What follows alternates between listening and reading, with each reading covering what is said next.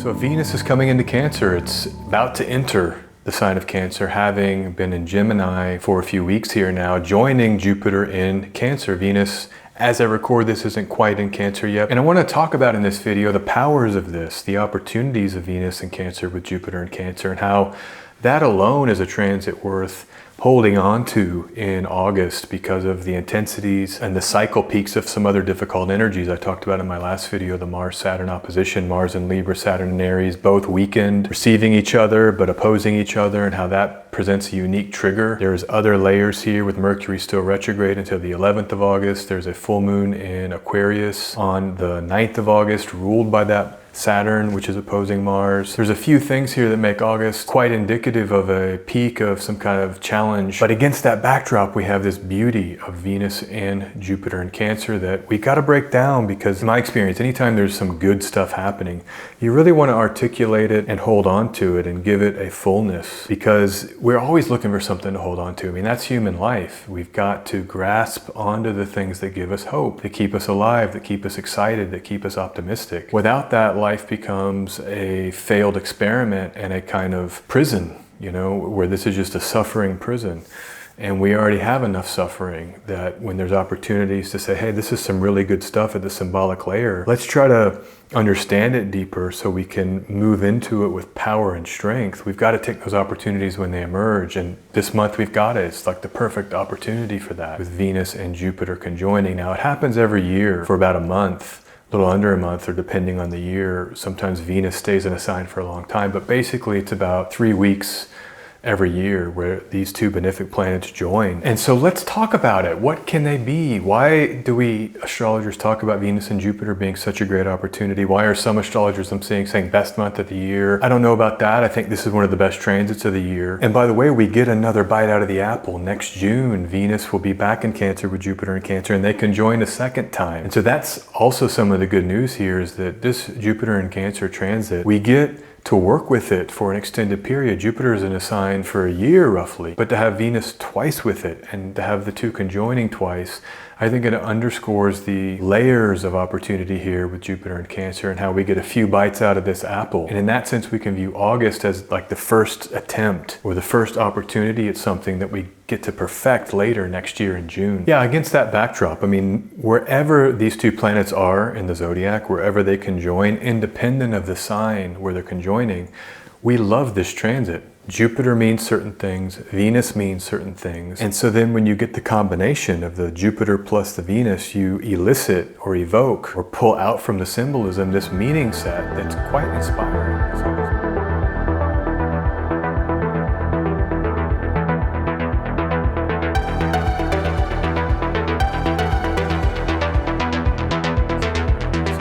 Lay out here a few things to watch for in August that are based on these Jupiter-Venus combinations. First, before we talk about the sign of Cancer, but philosophy of beauty or meaningful beauty is one, because Jupiter's philosophy, it's big picture, bird's eye theory of life or reality. It's how we get motivated from an idea set or a set of beliefs. And so to combine that with the Venusian theme of beauty, you can see how you bring the beautification into a more principled or kind of moral or ethical stance. You know, the beauty becomes a way of life, for example. Sometimes the aesthetic way of life can very much be a way of life. You see people that are quite fashionable. Every day they're well put together with clothes and they're stylish, and that becomes a part of them, and that is a reason for living. To beautify the environment and the surroundings is enough of a reason to be alive. It makes life worth living. I don't have flowers here. I'd like to have fresh flowers more often, but they're hard to maintain. I don't have any earth in my chart, so maybe some of it's that. I love flowers and I love freshness of a beautiful flower, particularly the colors. There's certain colors you don't get anywhere except when the flower presents itself with that color, like the yellows and the reds, and they're just a unique hue that can only really be found in nature in quite the same way. And then the senses, gosh, those smells are like better than any perfume. It's the naturalistic sweetening of of nature that you can get access to. But Venus is the senses. The physical, meaning we perceive through sight, that's the color. Olfactory, or the smelling sensation. So good smells and beautiful colors is very much a part of what Venus is, but combining it with Jupiter, it takes on this deeper appreciation, this deeper gratitude. Being grateful for the beautification around you, for just the form of your body. I mean, this is like the Fibonacci ratio of all of our bodies and our faces and the relationships between the appendages and the torso and all of these things that are embedded in the manifestation of our physical form. And so when you view it that way, it's kind of a Leonardo da Vincian sense, where you can view what we might overlook day to day through the lens of how there's an elegant genius to these manifestations. It gives us a kind of sense of gratitude and an awe induction that we can overlay with whatever suffering we're experiencing. And like here in August, you got a full moon, Mars opposite Saturn. If you're going through it, try to see that beauty in everything. It may give you some hope here, some softening with what you're going through. We've got principled attraction, generous sharing of beauty, you might say, or principled attraction. This is the kind of thing where we acknowledge what we are magnetized towards. It's almost like I'm going to go seek things that are good for me. I'm going to find and seek people that resonate at a higher level. So for example, you might look for friends that have similar hobbies, or people that you know match your energy, and you might want to go towards those relationships rather than people that are energetically dissonant, or relationships that don't quite match what you know is a truer sense of what you believe. You know, they say we are like the 5 people that we spend our time around. And so I think this transit's a good one to clarify our connectivity with others based on greater principles and a greater sense of becoming. You know, who supports you deeply? Who supports what you're trying to be? Who can hear you or receive you? So much of intimacy is you let people in to see you. I think this is a really good transit for intimacy, because intimacy is cathartic. When you really let the guard down, and I've been trying to do a lot of this, you know, part of my summer transit has just been trying to be honest and real, and seeing how I've maybe been dishonest or viewed my life in ways that are a protective sheen to protect from pain. And we're going to get to Cancer, but just on this theme of Venus and Jupiter, it's the way that we can choose relations that really can see us, I think, and allow us to rest and have this epiphany. And this is some of the principled relating, as I used that term earlier, that's a good principle to filter people through. You know, are you seen? Can they see you? Do they have the capacity to see you? Do you feel safe sharing yourself in those kinds of dynamics? I think that's all some of this Venus-Jupiter combination that's evoked here. And again, when life is tough, when there's these tough transits, finding people that you can just rest in and just say, oh, I don't have to put up an act around this person. I don't have to do anything except just be myself. And that's a beautiful way that I think the Venus-Jupiter combination can operate. Art that elevates the spirit, expanding what we love. I mean, this is awesome. I've been trying to read. I'll show you the book I'm reading. So as some of you know, I was saying I'm trying to do more just reading. This is part of my Mercury retrograde. I've always been reading, but you know, it's gone by the wayside in the age of the cell phone, where I'm reading less, or it takes me longer to finish a book. But I've been trying to just read every day when I can more. And I just picked up this writer, Yukio Mishima. I had never read Mishima. My uncle was very much into Mishima, and he always loved the idea that Mishima was like a bodybuilder, and there was this kind of masculine novelist who was like a warrior novelist.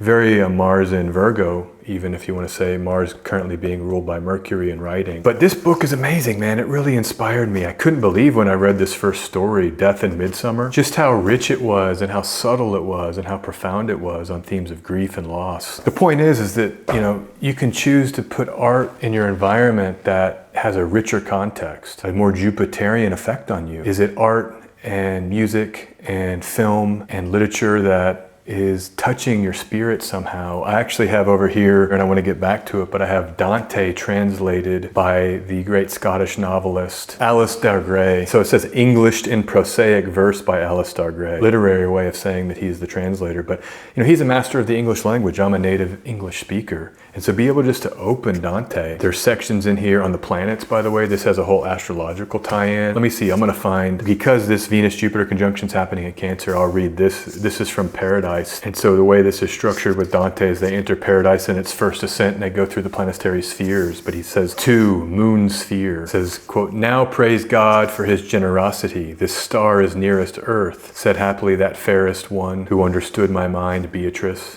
I saw what lower down could not exist. Luminous mist enclosed us now inside a diamond hard and perfect shining pearl. Yet we could move in it as easily as light rays pass through water in a glass without a change of character in each. So anyhow, very rich English translation around higher-minded themes of the planets and the spheres of the planets and heaven and hell, and it's very Jupiter, you see. And so I think that can be something that you want to feel into here in August is the art satisfying the soul? Is it digging deep, feeding you at some deeper level? And then we have here growth through relationships. I was saying this earlier, just that this evokes intimacy, Jupiter and Venus together. Are your relationships helping you grow? Think about that with Jupiter and Venus here all month conjoining, irrelevant of the other transits. This is a big theme energetically. And so then I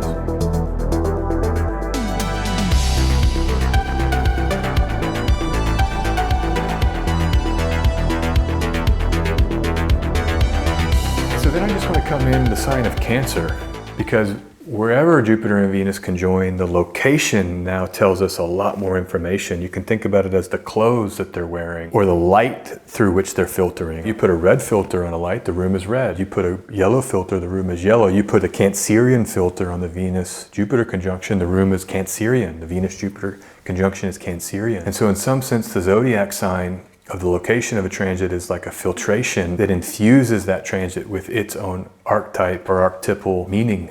And so when we layer in Cancer, I think we get a lot more here with everything I just talked about, but now you're bringing it into the realm of things like this, rooting it into home and heritage and history and where you come from and lineage and ancestral veneration and thinking about your family and your family tree. I mean, that always just blows my mind. I had parents, I had grandparents, I had great-grandparents, they had parents, they had grandparents, they had great-grandparents. I mean, think about the stories and the lives and the victories and the sufferings and the failures and the great suffering that was overcame just to bring you here and to bring your form into existence. You know, that's one way of looking at lineage and heritage, is through the purely material way that our life form is derived from so many other life forms. I mean, the mathematics of it gets mind-blowing pretty quickly. That's the Jupiter big picture, right? Bird's eye view. It's like many thousands of ancestors we all have. And then you can think about it like souls. So what if you pick this material form, but it's more the soul connection you had. You loved your mom, you loved your grandmother. I love both of mine. I mean, I think about them right now. They're both not here anymore. And that's going to be probably part of my Venus-Jupiter conjunction, is just honoring those women that I love so much and that meant so much to me. You know, so there may be some of that when you layer in the Cancerian, which is the sign of the moon and therefore mom. And you can also extend it to the future, right? We're living now. What's your legacy? What do you want it to be? Some of this is Capricorn, which is in the same axis as Cancer. But, you know, you have children, you have a legacy. There's people coming after us. There's inheritors of our creativity and of our output. And every day we're making things, you know, one way or the other. We're making thoughts as we think or speak, you know, but you're making tangible stuff. And so I think this transit's a great one to think about. What are you feeding to grow for the future and for the people that will feed from your wisdom and the trough of your knowledge and your support and your beauty and your love. So that's the side of it. And then finally, and I love this, is that, you know, we have homes. I have an apartment here. I'm cooking a lot right now.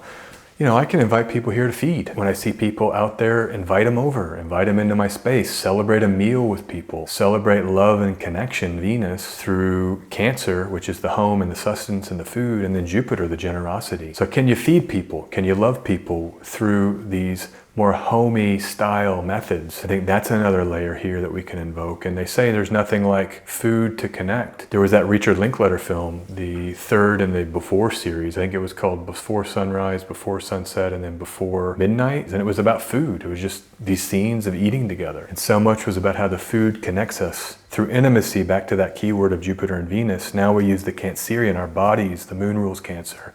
It's a water sign, so we can drink and share food with people and share beverages and libation and healthy libation. You know, just look at the definition of libation. Noun, the pouring of a liquid offering as a religious ritual. So this is kind of what I'm saying here, is the sacredness of even a single meal. I mean, there's people starving right now, and to have even a single glass of water or a single meal, and how sacred that is and how special it is and how much gratitude just that alone can engender. Very much a part of the Venus and Jupiter in Cancer and the benefic conjunction there this August, perfecting on the 12th of August, building starting on the 31st of July into that 12th of August conjunction, and then Venus leaving Cancer on the 25th and entering Leo Venus, and then getting a whole new filtration, right? That fire fixed energy of the solar. Anyhow, that's the video. I wanted just to come in and drop in a few ideas here about how to enjoy Venus and Jupiter connecting in Cancer right here in August 2025, setting aside all the other stuff.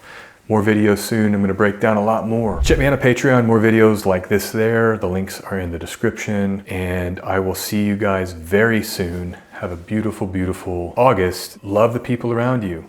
Find true intimacy. Feed people. Be fed by people. Celebrate the beautiful connections and relationships in your world and the art in your world. Get good art. Okay, get art that enlivens the spirit. All right, take care. Peace, best. Talk real soon. Bye-bye.